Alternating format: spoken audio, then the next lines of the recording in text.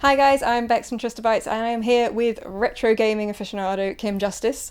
You should check out her YouTube channel if you haven't already. She's been showing me around the awesomeness that is the gaming scene in Southend and explaining all about how basically is your childhood an arcade. Yeah, absolutely. I mean, that's kind of what I've been showing you, like all these different things from my childhood. I mean, a lot of the arcades are still there. I mean, we have a whole golden mile and we have the longest pleasure and entertainment pier in the world, which thankfully wasn't on fire when I showed it to you. Not it today, often is, but quite often on fire. You know, maybe next time. So yeah, I've been kind of showing you a lot of like the old stuff. I mean, even though the old stuff isn't what it was, there's still some cool things around here and there. And some new interesting things popping up as well. I was quite surprised to see there's an amazing Pixel VR, VR, brand new exactly. opened just a few days ago VR experience shop, and that's everything pretty from cool. that sort of into also like barcades and that. Well, not necessarily barcades, but like seeing more games and that just around like regular players, retro shops like this one here that we're in, the Retro Hunter base in Southend, and all sorts of little things like that. There's still definitely a scene in town, even if it's not like the ultimate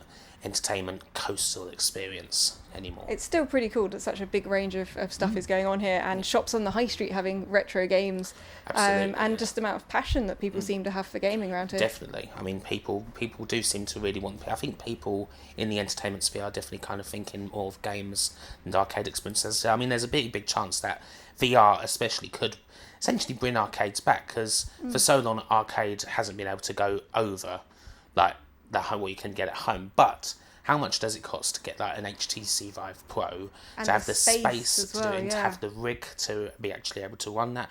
That's thousands. Yeah, and that the driving simulator you did as well. That looked all of that. You look quite scared when you crashed. I was very scared. I thought, force feedback and actual I'm in this steering thing. wheel. I don't know how to drive as it is, especially not an F1 car. So yeah, I did all right. I mean, I did a couple of times. I completed one lap. Yeah, just a couple of times. You know, a couple or 20. You know. Yeah, and they said they're going to put that onto a motion rig as well. And yes, and that's going to be just to add that extra crazy dimension to it. Yeah. Yeah.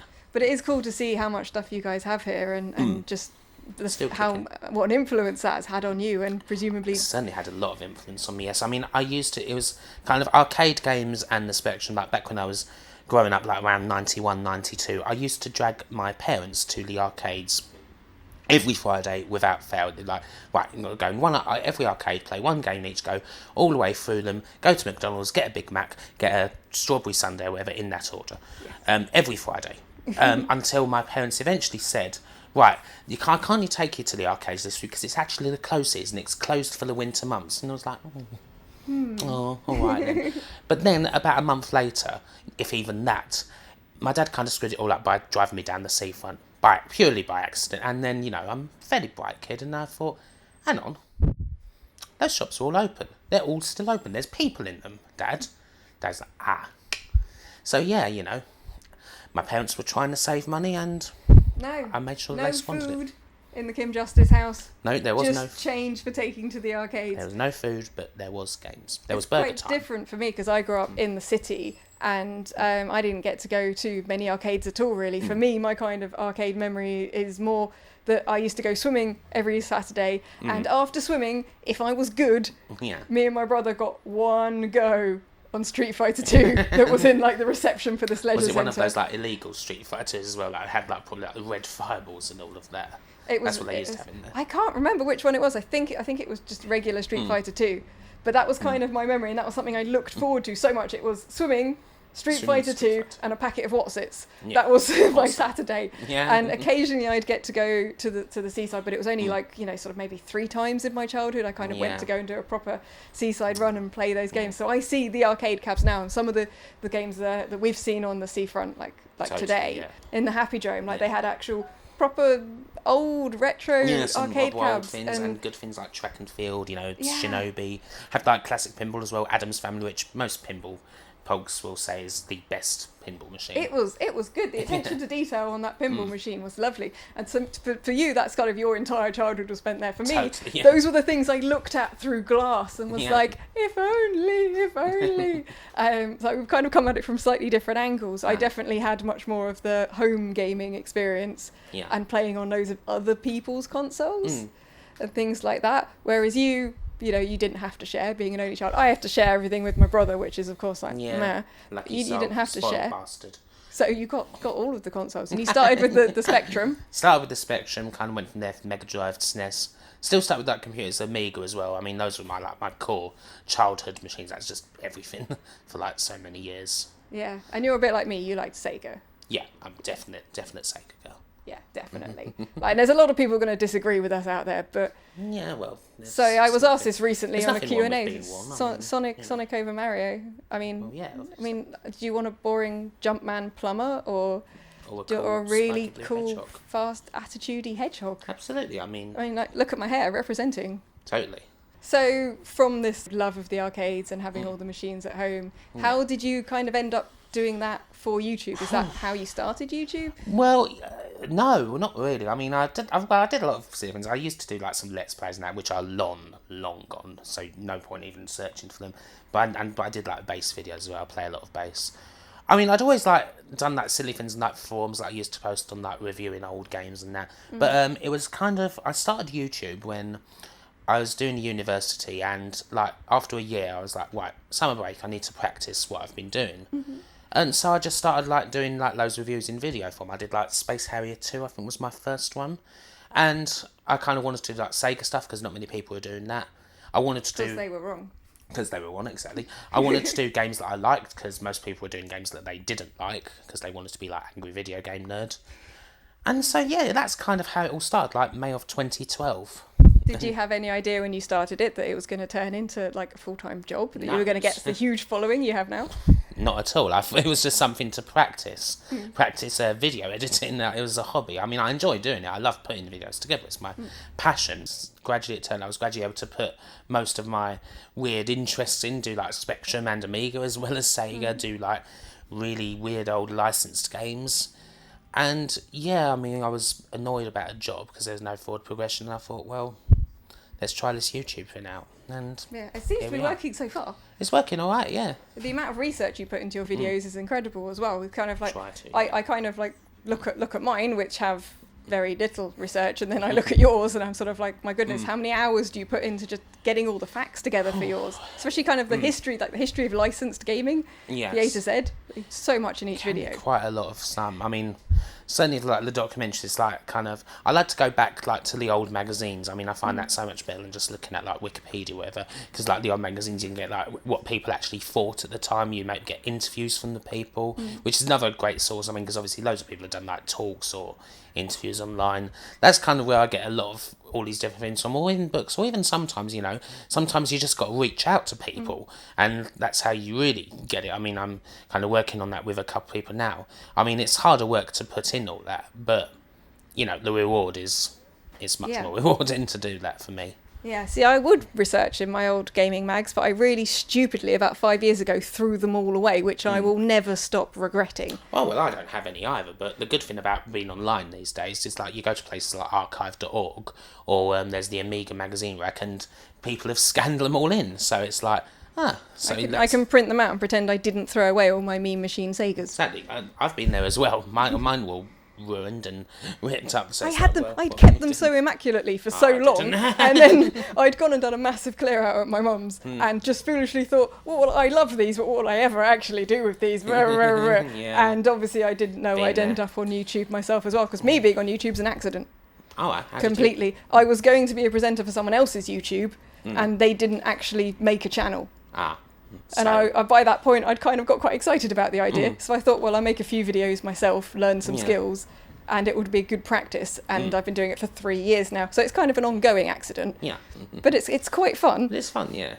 And I hope one day that I can, you know, make videos that are seen by as many people as yours are, because it's like, it's incredible to kind of share all that knowledge and that history. Yeah, that's important. I mean, it's cool, like the community like we have, especially like the UK retro scene, it's kind of, everyone's pretty friendly towards each other. There's not much, you know, backbiting and all of that sort of thing. Yeah, it's the same with the indie games community, because I do a lot of interviews with indie game designers and people doing retro-styled kind of neo-retro games, and everyone's so lovely. It's such a good community to be part of. And even online, it seems to be that there's so many people with a passion for it and that have interesting things to say that the comment sections are quite fun. Yeah, some of the time. Sometimes someone puts something good on, And it's always like, you know, other people with the same kind of passions as you. And you've started doing Twitch now as well? I do Twitch, yeah. I've kind of started doing Twitch regularly, very recently, I might add. I mean, I have streamed on YouTube and that before, like, on my channel, but usually it's like a one-off thing. It's like, you know, a special occasion, play some games, watch some old Games Master or anything, and everyone, you know, has a few Games drinks Master, and all yeah. that. Now it's kind of more trying to, like, make Twitch a more professional bit as well, you know, as, you know, ways of, like, getting another audience. So, I stream about 3 times a week at most. Just like old games, like do like system showcases or try and play like a long game. Like for whatever reason, I've decided I want to play Grand Theft Auto 4 again. Of all the games, like why would I play that again? But there's something really fun about it. What's fun? And having seen you in that VR sim driving and crashing, I can imagine you playing Grand Theft Auto. Yeah, you can imagine how I play Grand Theft Auto. Basically, through the walls. A lot of pedestrians just die. Collateral damage. It's fine. I don't try to like the pavement is just as good as the road, really. In fact, it's better because there's less cars on it. You don't have an actual driving license, I'm assuming. No. Good. Just checking. So when you're not playing Grand Theft Auto, you know, what are your top games that you always go back to playing? Top games that I really like. I mean, as far as like everyday games I go, I mean, I don't know.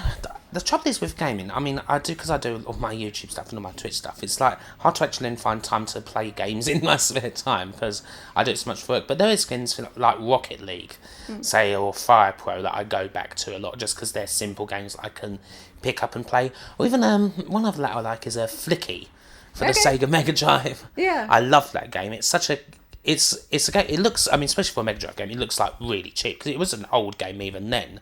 But then you start playing it and it's so addictive. Yeah. And I'm desperate to try and complete it one of these days, but I've never managed to get that far. Yeah. So those are kind of like, it's like those are kind of like quite casual games that I'll play if I'm not doing anything. But usually, I don't know, when I'm not doing games for my work, I don't know, I usually watch videos or something and not do games. Get away. It's always the way. It's like when you talk to every single like game developer, you say, "What game are you playing right now?" And they're like, "Nothing. I'm play testing my own game, and when I'm not, I might be asleep if I'm lucky." It's kind of how it goes. But there's so many. I'm trying to think what games I always go back to. It's like Bomberman is definitely on my list. Oh yeah. Bomberman. I always wanted a copy of Bomberman High 10. Oh. That was one of the 10-player simultaneous Bomberman that was like Japan only. I really desperately wanted that. I think it's like Micro Machines. Micro Machines? I never really got into Micro Machines. But you just like it's because you kind of like died if you went off screen. Yeah. It was always such a brutal game. It was very brutal. It was cool with friends. Yeah. It was definitely one we used to play against, sort of like with the neighbours, because I grew up on an estate and everyone had different consoles, so you'd kind of pile into someone's house. And generally, we just wanted to see how many times we could kill our neighbours. Did everyone fight over who would be Violet Berlin? People fought over everything. People would fight. I remember playing Street Fighter and there being massive arguments where it would get to the point where you couldn't play as your favourite character. Like, I got banned from playing Chun-Li in Street Fighter 2. Wow. I remember that happening. I got banned from playing as Killick on Soul Calibur because I just poked people in the feet repeatedly and things like that. I was once strangled by my sister with my own long hair braid when my hair was really long because I beat her too many times at Street Fighter. And you think kids. No, we were about 15 at that point. No. I used to get in fights with my friends a couple of times. Yeah. Which games caused the most football games? Oh, FIFA, always. Yeah. Always, now, then, and forever. Football hooligans, even with virtual football. Oh yes, totally. Yeah. You score a bullshit goal, and then all of a sudden your friend's just like got you by the phone. It's like, hey. Yeah. Well, what was the football game you were playing earlier, where you could just foul everyone and knee them and kick them? Taito Finals. Yeah, you could literally grab someone by the head and just kneel them. Like, who coded that into the game? Like, of course, a standard football move. Just casual punch in the face, flying knee. See, if that was a modern game, there'd also be a button for feign and pretend they'd done that and roll around while signing a contract for a hair shampoo commercial or something like that. Absolutely, yeah. But no, that was the good old days, when footballers were footballers. I don't remember them. I grew up in a rugby household, but I will totally take your word for that. Absolutely. But being another Sega girl, what were your top games? Ooh, top games. Streets of Rage 2 for sure. Good always. Game. Shinobi 3 was one I remember. I remember first playing that around like the house of like someone that my dad was doing work with and playing with like his kids and stuff, thinking, oh my lord, like they're doing wow, that Gunstar Heroes. Yeah. Phantasy Star 4. Phantasy Star 4, that gives me pain because I never got to play Phantasy Star 4 because I bought Story of Thor instead. A Story of Thor's a really good It's a game. really good game. But I bought all my games at that point in cash converters because I would trade in a game, buy another game, and they had Phantasy Star 4. And I thought, Story of Thor's kind of arcadey, so I'll play that quickly and I'll come back for Phantasy Star because I loved Phantasy Star and played all of them up to that point. And then the Phantasy Star was gone, and I was always like, I'll just get that somewhere else. And I still have never played it, and it turns out it's incredibly rare. It's super rare. So I will never stop kicking myself, and somehow, despite loving Story of Thor, kind of hate it because it prevented me from having Phantasy Star. And I could play it emulated, but I don't want to. Yeah, you want to play the real thing. Yeah. One day.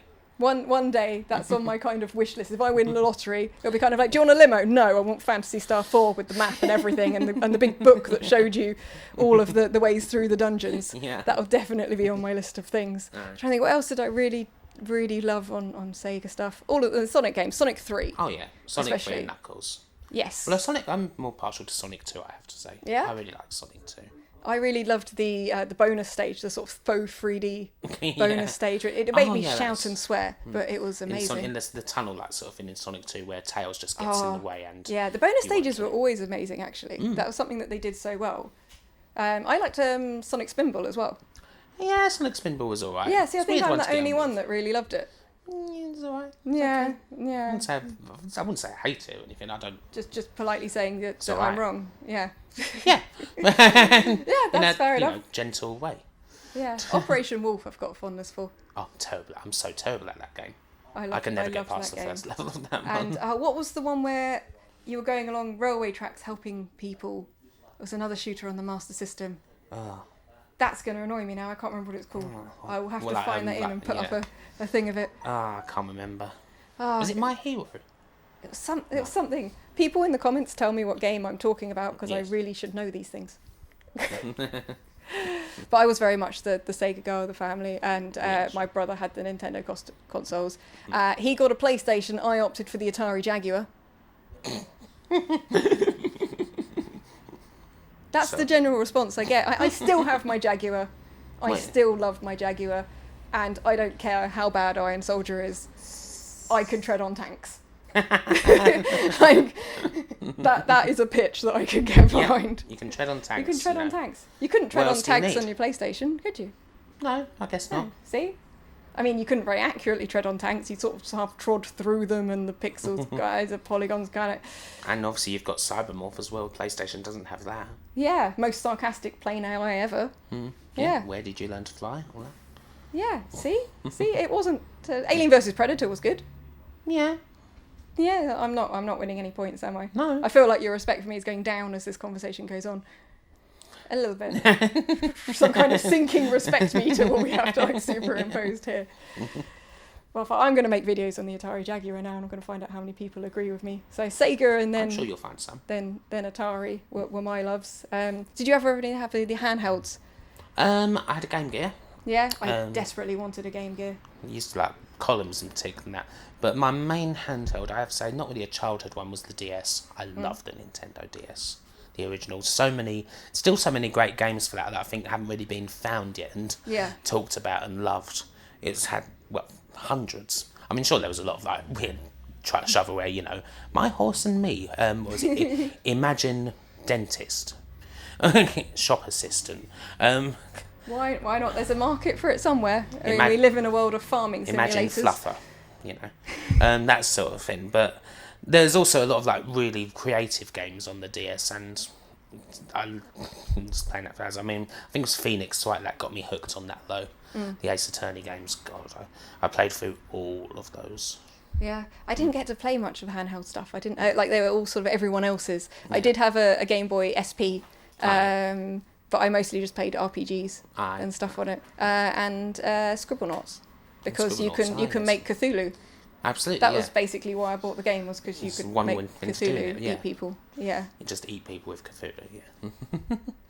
What more do you need to life than that, really? I don't know. Can't say fairer than that. So growing up in the arcades and then managing to turn this into a very successful YouTube career. How have you found YouTube has changed for you, and how have you found it's kind of... Well, things do change once it kind of becomes a job. Obviously, the pressure... You put more pressure on yourself to make the best videos you can. And that can be quite hefty sometimes, especially, if you're suddenly in a place, because, not everyone, none of us are perfect. Some weeks, we just don't have any ideas.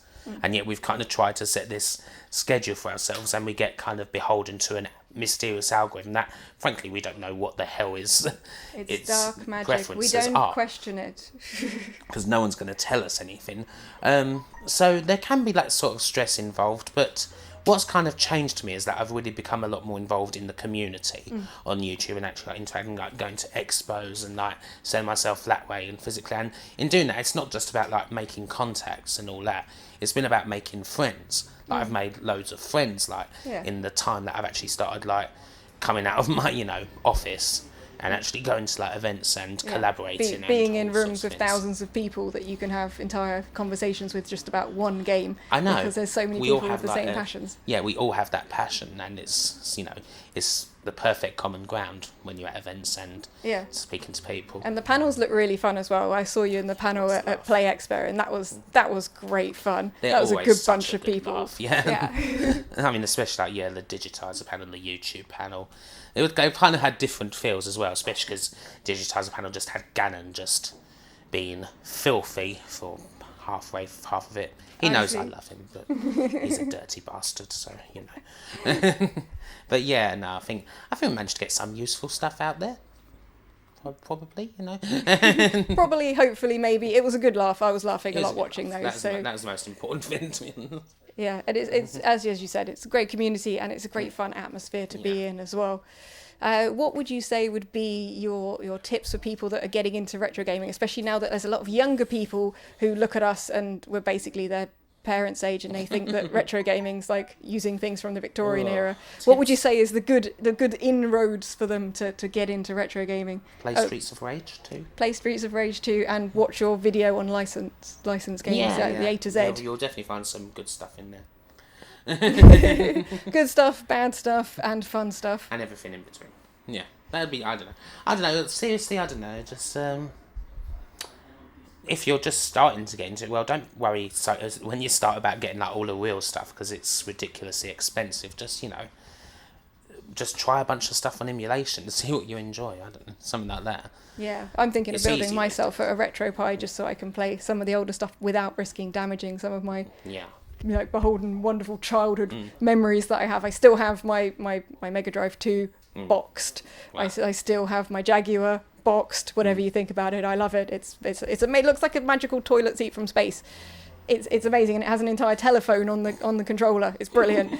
I've still got that completely boxed, so I like the idea of having emulation for that reason as well. And it's come a long way too. Yeah. And you get to play a whole range of things and sort of try before you buy as well. Yeah. Thank you for leading me around the wonders of Southend. I had no idea how much gaming stuff was here and how much stuff is sort of up and coming as well. So it's been a brilliant day. So it's been fantastic. Awesome. It's been a pleasure. Yay, it's been great to meet you. Yeah. So for anyone who does not already watch Kim Justice, you need to now look up Kim Justice. There will be links in the description here so you can check out all of her awesome retro gaming videos. And we will see you next time. Cheers very much. Bye-bye.